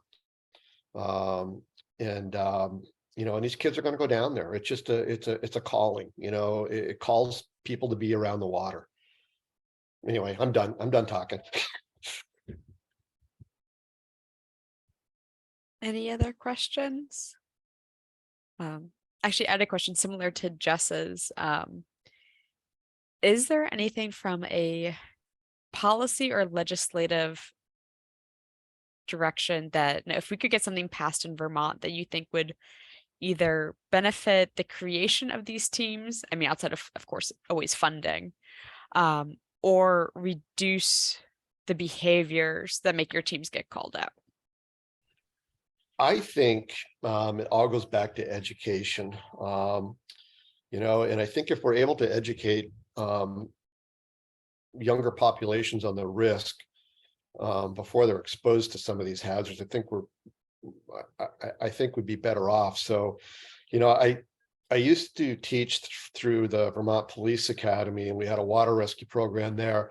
And since, probably 15 years ago, that program fell by the wayside only because of all the additional headaches that have been put on law enforcement over the years with, diversity and, fair and equitable policing and whatnot. And they only have so much time in order to educate cadets coming out of the police academy that water rescue wasn't one of their headaches at that point. But in reality, law enforcement's the first one to show up at one of these incidents. And I've seen law enforcement do some pretty crazy things. And in reality, law enforcement has a high fatality rate in water rescues versus everything else, just because water rescues don't happen as frequently as domestics or shootings. So they have a really high incident rate of killing people in law enforcement out at failed water rescues. So, this program needs to go back to the police academy, but, I think the education department, Vermont education department should have some type of basic curriculum for water safety within the school systems. And I think that is a start, if we can put it on education to try to help us with this, whether it bring in, vetted people to the school systems to be able to teach some type of a very, very short program to impressionable students, I guess, at an impressionable age. And I don't even know what that age is. I'm not an educator within a school system. I'm an educator for water rescue, but I don't know what the impressionable age is to get to these groups and to try to make an impression on them that some of these areas aren't safe to swim in.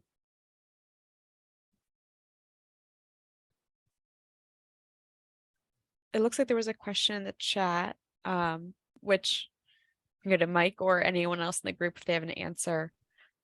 Given what Mike is referring to, does anyone have a concise visual to use as an education tool that can be distributed during conversations and camps about water safety? I can share that we've got some stuff between work with the city of Winooski as well as the city of Burlington. It's translated, so I wouldn't say it's concise necessarily, but it is translated. And I think we've hit on something, because for a few years now, I've been going and infiltrating Winooski and Burlington school districts from a like swim lesson safety standpoint and more pool focused often. But even with Burlington Park and Rec getting out there. So I think we've hit on something that we have all of the pieces. And so much of why we're doing this work is to make sure everybody's around the table and put those pieces together. But I'm confident that putting together some documents as well as a presentation that combines everything, we could do that very quickly and very easily for this spring and get that out, frankly, in any school, but specifically in thinking about schools we already have connections with here in Chittenden, but it certainly would be applicable everywhere. That's absolutely attainable. Absolutely attainable. Abby, I have one additional slide there that, I'll just leave you folks with. This was a rescue that, was performed down in Joyner Brook in Bolton a couple of years ago. And this was that flood. This gentleman was walking along the river. He lives there, very, very knowledgeable, and he had his golden retriever with him, and the dog jumped in the water and was overcome. And he jumped in to rescue his dog, as I would have done as well. Luckily, he found himself on this boulder in the middle of the river. I don't know how he found himself with it there. It was a luck of God.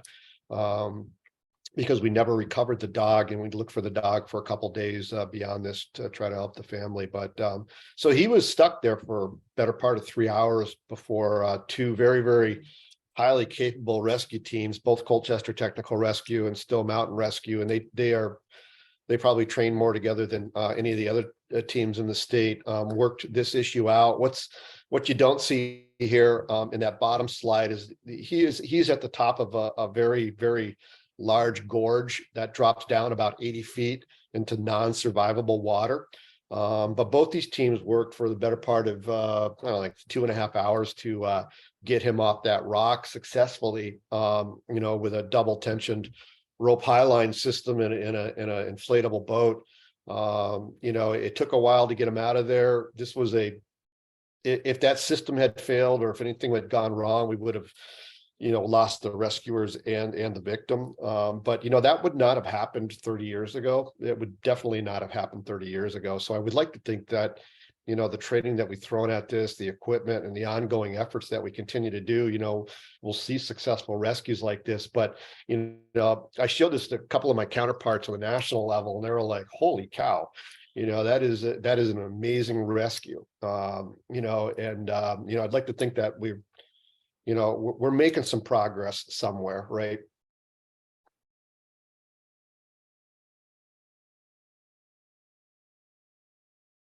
No, that is really impressive looking at that water.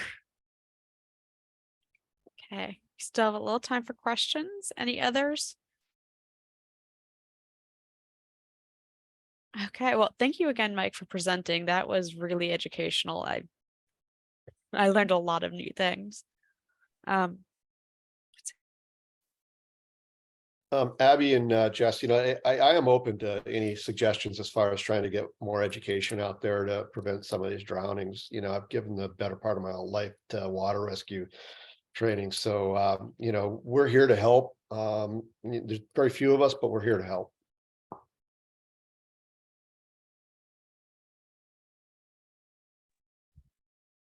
Okay, our next presentation is by Sean Hill. Sean Hill is a native Vermonter who currently lives in Colchester, Vermont, with his wife. He has 2 adult daughters who both swam competitively for most of their childhood.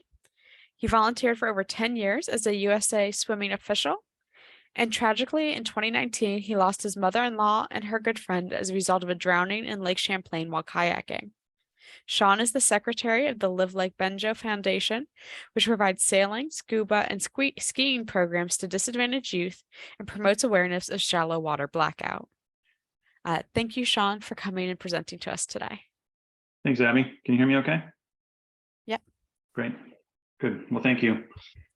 Thanks for this opportunity to present to you today. You can go to the next slide. I'm here to share the story of the Live Like Benjo Foundation, how we came to be, as well as details about shallow water blackout, what it is, and ways to prevent it. Next slide. So a little about me. As Abby mentioned, my name is Sean Hill. I'm a native Vermonter, live in Colchester. One of my daughters lives in Denver now, and my other is in Boston going to college.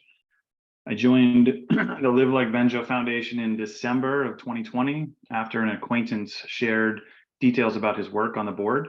And as I learned more, I discovered their mission resonated with me, and I have since taken the board position of secretary. As mentioned, my two daughters swam competitively for most of their childhood while I helped officiate at those meets for over 10 years, and water safety has been important to me for some time.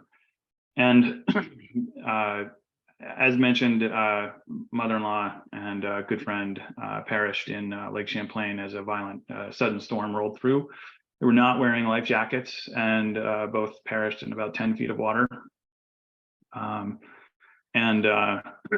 Colchester Rescue, technical rescue, was part of that experience in our life, and I'm grateful for their assistance. So sadly, this pain of losing someone to a preventable cause, along with the desire to support our foundation's mission of education and awareness, are the reasons I have joined and remained on the board of our foundation. So you can go to the next slide.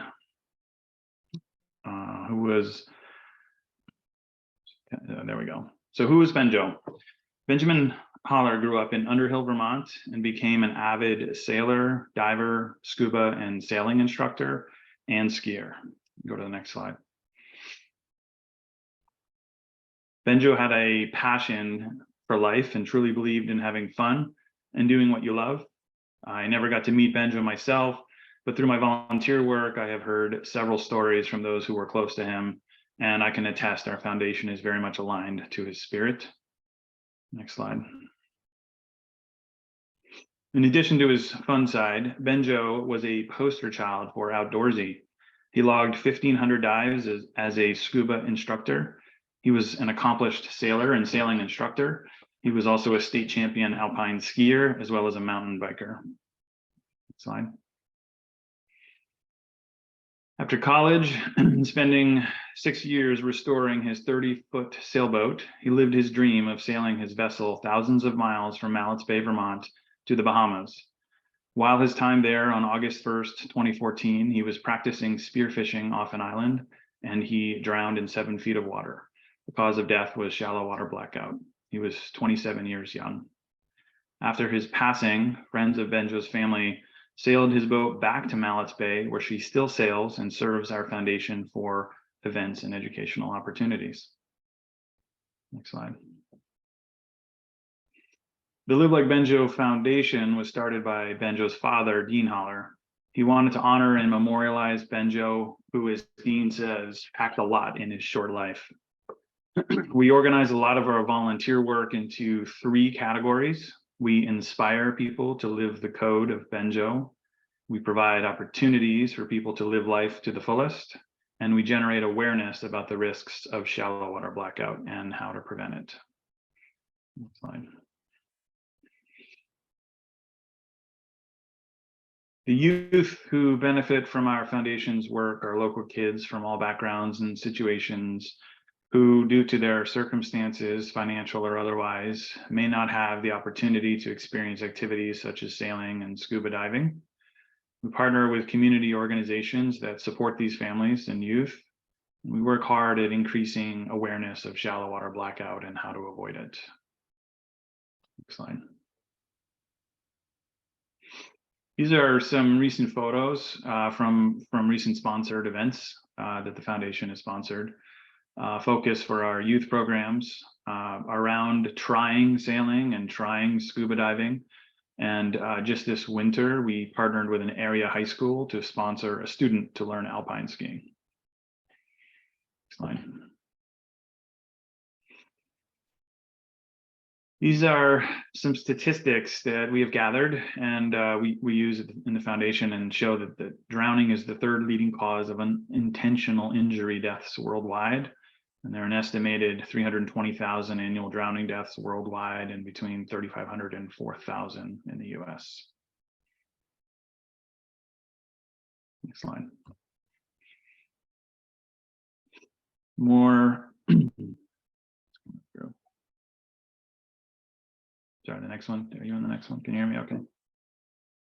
There we go. Thanks. All right. Well, more children ages 1 to 4 die from drowning than any other cause of death. And for children ages 5 to 14, drowning is the second leading cause of unintentional injury death after motor vehicle crashes. And an estimated 20 to 30% of drownings are due to shallow water blackout.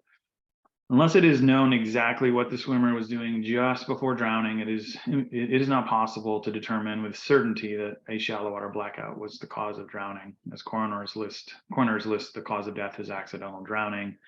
And this is why there are limited statistics. It's also, shallow water blackout is also known as hypoxic blackout, which is an underwater faint. It can happen in any depth of water, most often in less than 12 feet.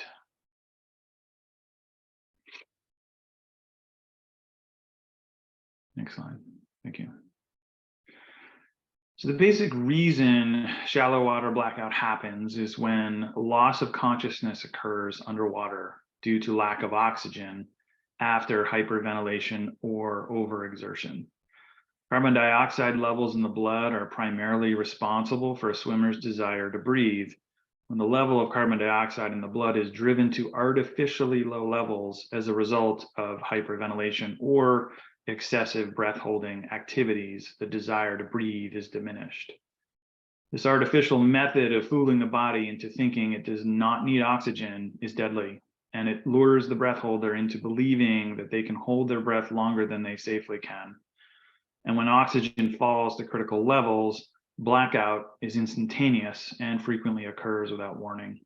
And then so after the swimmer loses consciousness, the brain then automatically signals for a breath, and then the swimmer inhales water and drowns. Next slide.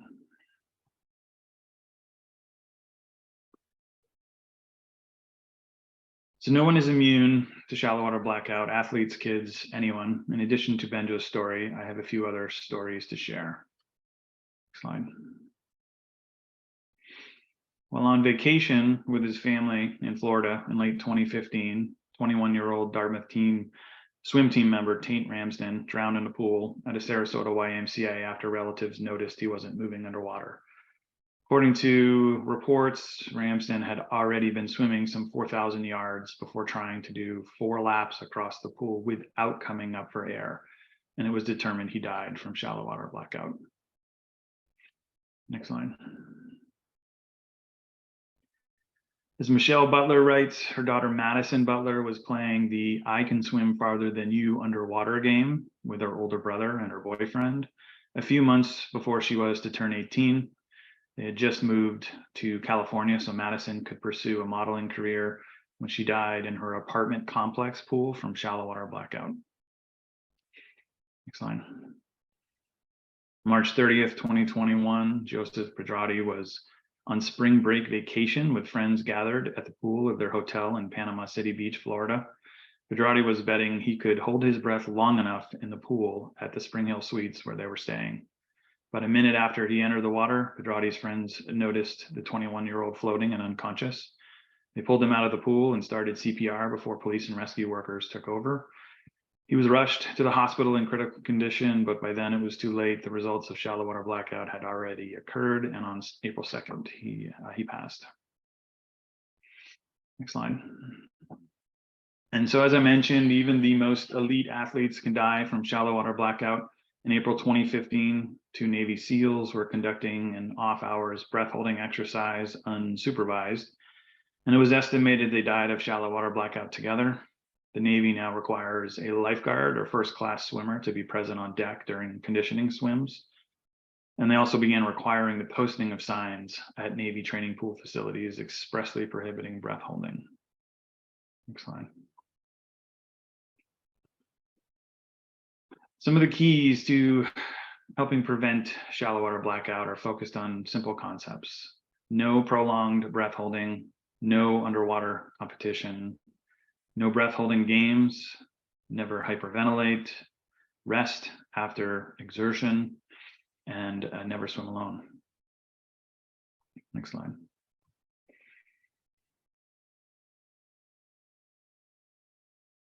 Certainly, helping prevent shallow water blackout also comes down to education and training. It's important that lifeguards know about and understand what causes a shallow water blackout.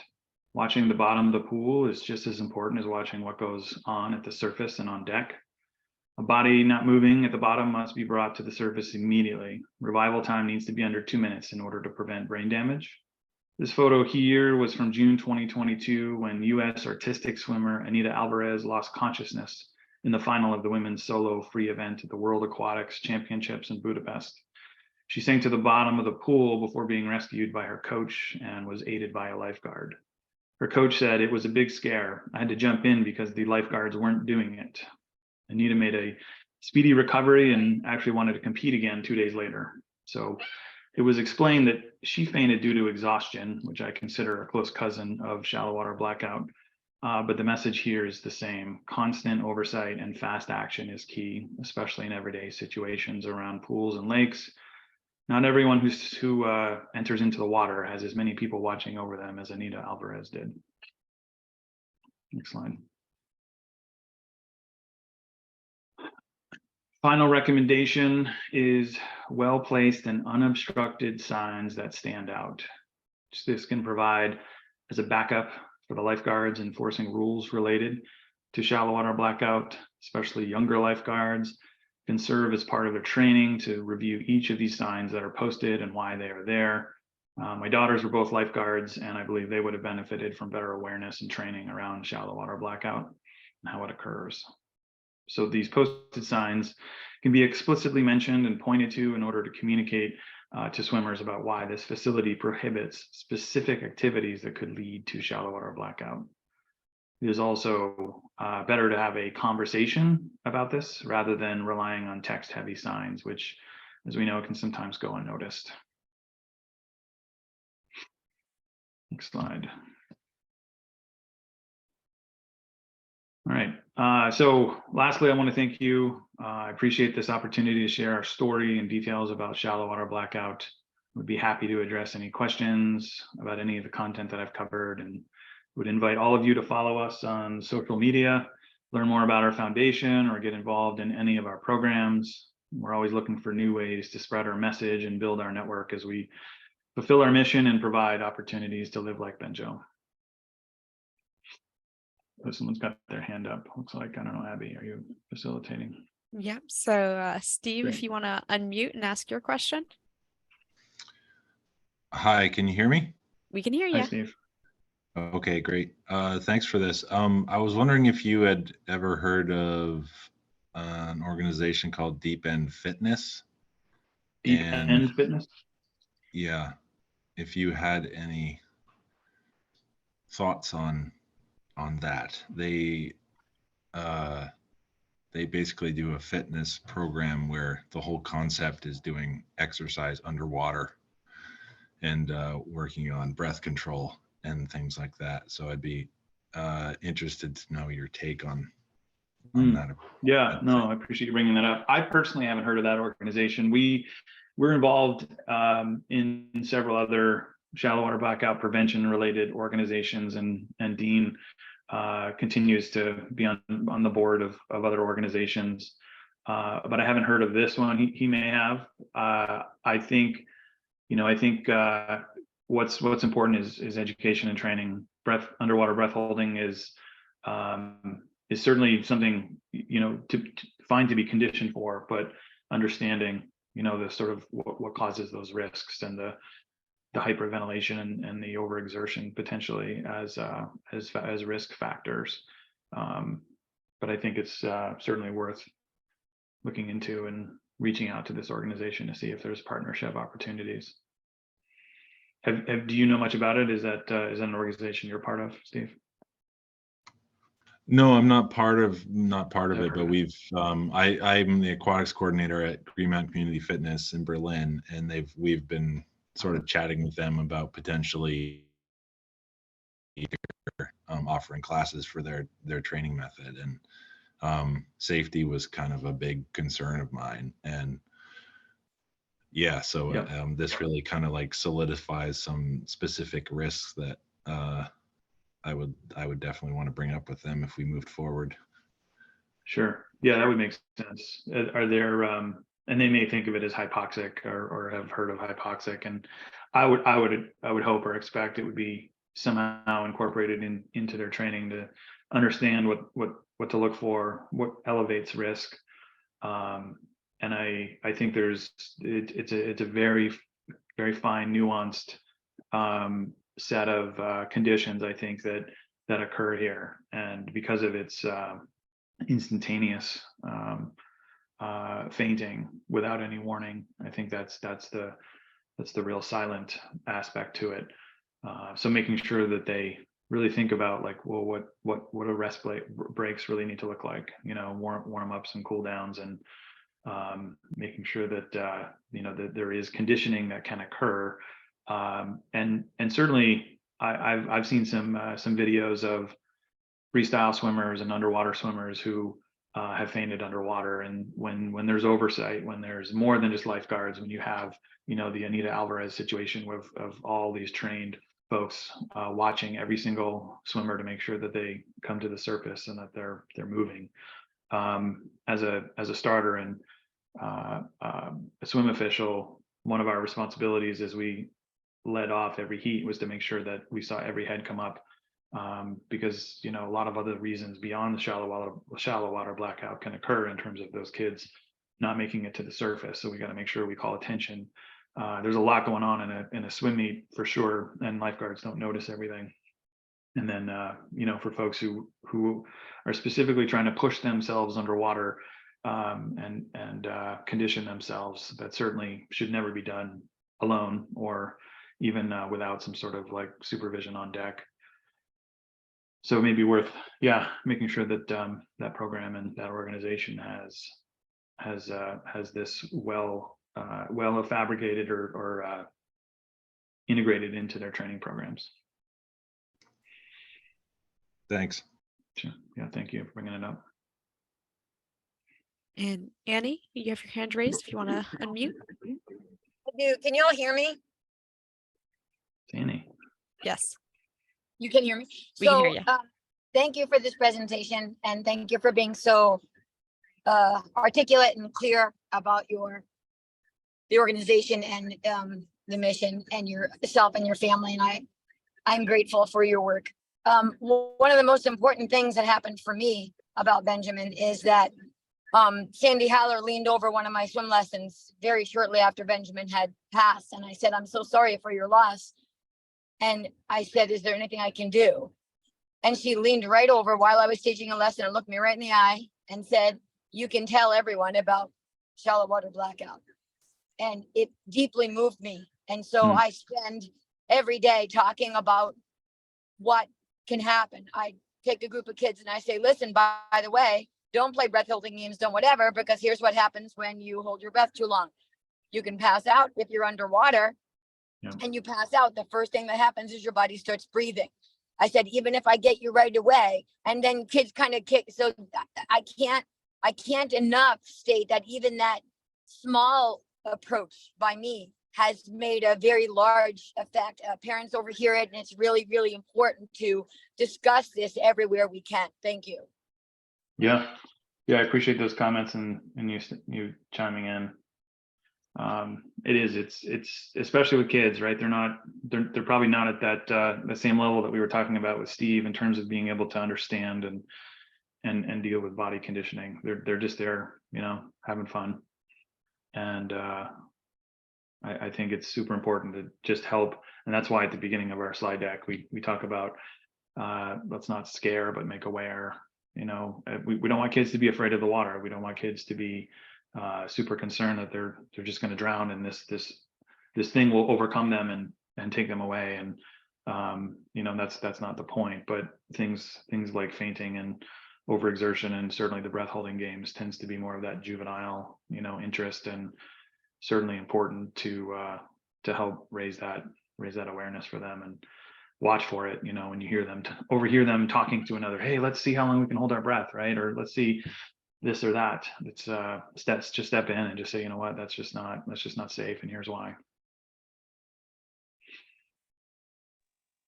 Yeah, I normally say something along the lines of, we're not allowed to have that happen here, or we can't. Like, kids seem to really grasp the importance of the not allowed to, or we can't, or it's not safe. And yes, agreed that it shouldn't be scary. Thank you. Mm-hmm. Yeah, appreciate it.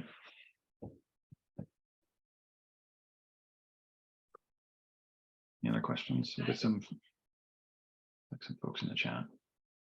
Yeah, it looks like there's definitely a conversation going on in the chat related to that deep end fitness that Steve brought up. Oh, good. I'll click on that right now. Thank you. And any other questions?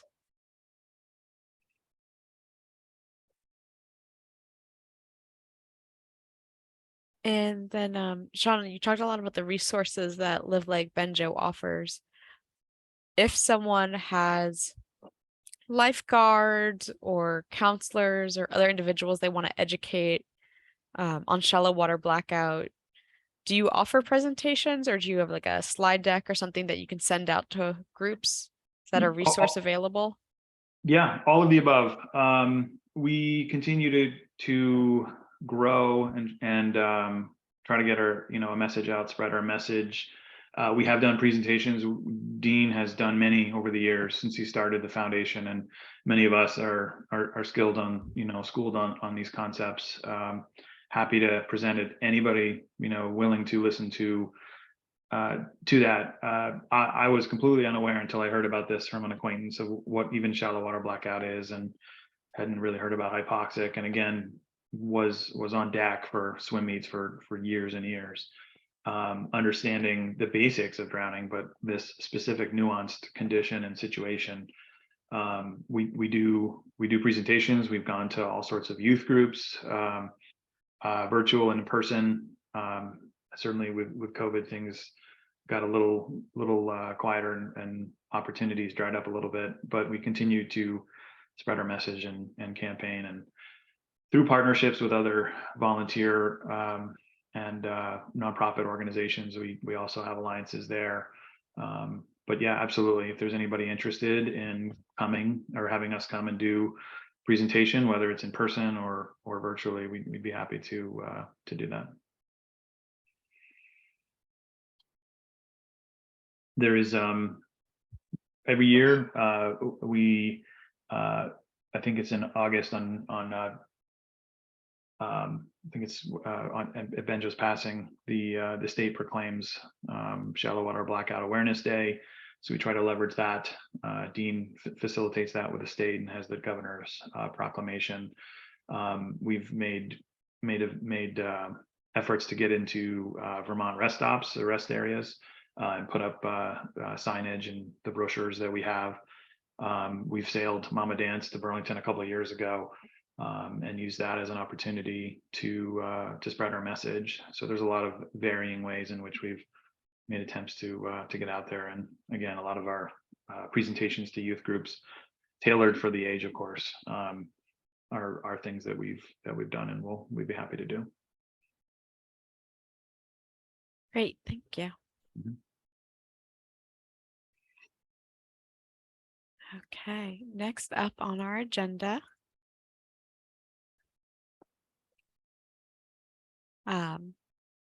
is Jess Lucas with a closing statement, as well as some additional resources that we have going on. Thanks, Abby.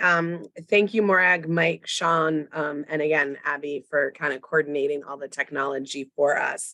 We're ahead of schedule today, which is really nice if folks get a few minutes back to themselves. But at the same time, does anyone have any lingering questions about anything you heard today, any work that we're doing, Abby and I and some of our other members of the team that put together today are on the call. So just want to give a moment if anyone has anything that they'd like to get out. It just, at least from our side of the house, it would be good to stay connected with you folks as much as we can. You know, I try to get the message out as much as I can within the public safety community, but I'm a one-man show, and there's just not enough time in the day. So whatever you folks might be doing or willing to do, or even want to have us at the table with you, I'd welcome that collectively with all the speakers today. So I throw that out to you. I appreciate that, and I can share that there's already an email in my box ready to go to Ray over at Winooski and Robin. So we're definitely highly motivated to stay connected with you to get going, frankly, for this spring, to get into the school districts, because we're already infiltrated in there. So let's combine our forces so that way those kids don't have to listen to boring adults twice, only once. Yeah, and I think just collectively as a group with networking, with the expertise that we've seen here, as far as the the talent, whatever you want to call it, the experience. I just think that if anybody's going to try to make it better, it'll be like the folks that are here today, correct? Yeah, you're absolutely, and it's really cool. The representation, Abby and I were talking about this before the meeting starting. We have representation in this meeting from down south, Rutland, through Springfield, White River Junction, through obviously Chittenden and up to Hardack and St. Albans. So we're getting the stakeholders in the room for sure. Who can really make a difference, which is something really exciting, because our state is not that big, but it's big enough that it's hard to reach everybody. So with the help of folks like Jessica Brody, we've done it. We're getting the people together, and so having you with us, Mike, is incredible. And I think about, after listening to Sean talk about his group, there's other groups in the state that have had tragedy impact their life. We did a recovery on a very small kid down at Bolton Potholds. I think his name was Seifer, and that his family's taken on a crusade to try to educate folks around some of the hazards around these watering holes. And I know the River Conservancy had partnered with that family, and I don't know what the status of that, but these are the groups that we want to get together collectively, because we're more powerful collectively, right? When you talk about legislation or bringing a curriculum into some type of a school district or something, that's the power that we need to be able to do those types of things in order to keep it going. I've only I hopefully don't have too many more years left working full time, but it's been my passion for the last 35 years or whatnot to try to get as much word out as we can. But we're just a small operation in one community in Vermont. So I think putting this group together with some power, we can probably make some change or help push some change. Yeah, we hope that you'll be able to join our committee, or someone from Water Rescue will be able to represent with the Water Safety Action Committee in our work, because that's definitely a missing perspective right now. And Ray, you have your hand raised.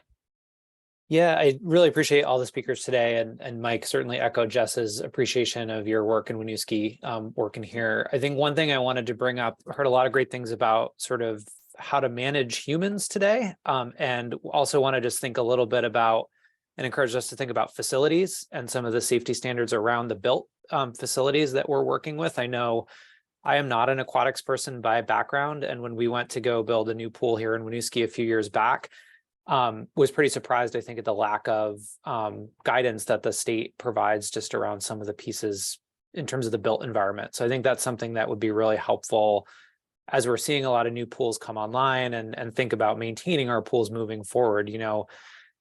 Candidly, our group was pouring carboys of chemicals, as Jess well knows, into the pool manually. Thankfully, knocking all the wood, nobody got sick, but I think those are the types of things too that having some standards would really help ensure that level of safety in our facilities. So I just wanted to put that out there as well.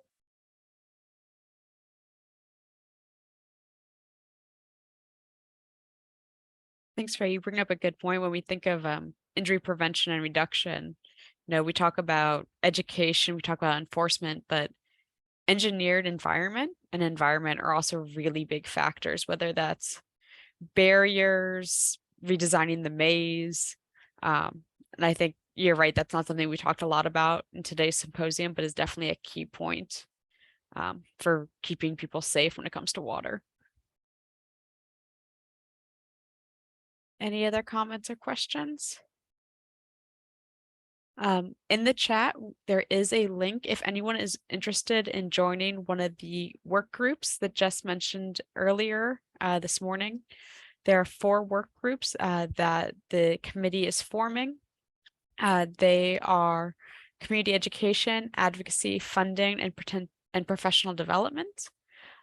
If you think you or someone from your organization might be interested in participating in one of those work groups, please fill out the interest form. Filling it out does not mean you have to participate, but it just means we will keep you in the loop as these work groups develop and continue on their way. There's a lot that we have to work on and tackle in the coming years when it comes to water safety in our region. So the more hands on deck, the better.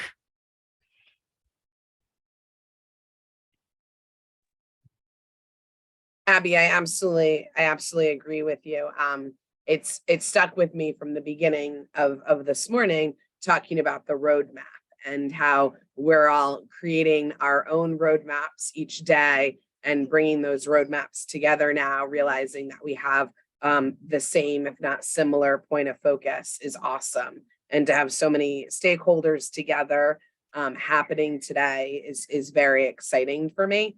To just think about the collaborations that are already happening that I know are going to get stronger, happen for the first time after our sessions today, and then partnerships, because truly, like you were saying, Mike, we've got a collective power to do it together, which is exciting.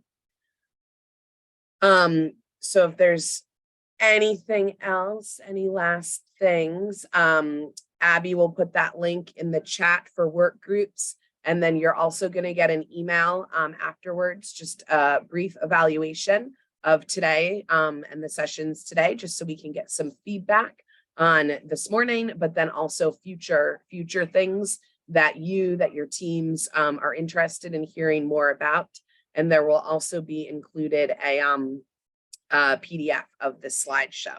So that way you can remember everything and have some people's contact information. Certainly feel free to reach out to Abby and myself if you've got any lingering questions or need anyone's contact information. We are around. So I don't see anybody else. So I hope everyone has a wonderful day. It looks like the sun might come out here later, maybe. So hopefully everyone can enjoy the day. And I'm sure we'll all be in touch soon. Have a good one. Thank you. Thanks very much.